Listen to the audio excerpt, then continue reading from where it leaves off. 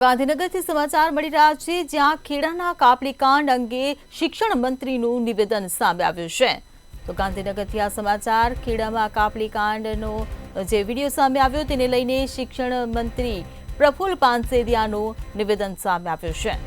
તો ધોરણ 10-12માં 14 લાખ બાળકો પરીક્ષા આપી રહ્યા છે, ત્યારે પરીક્ષાના અંતે સીસીટીવી ચેક કરવામાં આવે છે। પ્રફુલ્લ પાનસેરિયાએ આ નિવેદન આપ્યું છે। તમામ કેન્દ્રો પરના સીસીટીવી ચેક કરવામાં આવશે તેવું પાનસેરિયાએ જણાવ્યું છે।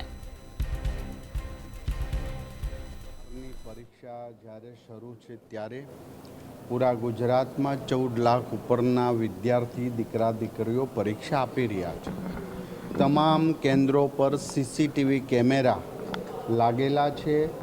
આ વિડીયોની અંદર કોઈ પણ ચોરી કરતા દેખાય ત્યારે પરીક્ષાના અંતે પણ તમામ સીસીટીવી કેમેરા ચેક થાય છે। ગયા વર્ષે થયા હતા, આ વર્ષે થશે।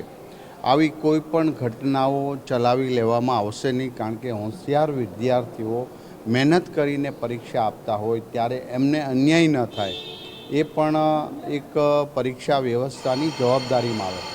તો હું આ જે વિડીયો આવ્યા છે એવા અનેક પ્રકારના કેન્દ્રો પર તમામ ચકાસણી થશે। ગયા વખતે થઈ હતી એ જ રીતે આ વખતે થશે। દોષિતોને જે નિયમ પ્રમાણે એ ખમી શકે અને એને સુધારીને પાછા પ્રવાહમાં લાવી શકાય એવી રીતે એમને સજા કરીશું, અને એ કેન્દ્ર પર પણ અમે વોચ રાખીશું। અથવા તો વધુ કંઈ ચોરી કરેલી હોય અથવા તો સામૂહિક ચોરી હોય તો કેન્દ્ર પણ કેન્સલ કરવા સુધીના અમારા નિર્ણયો ગયા વખતના હતા અને આ વખતે પણ અમે લઈશું।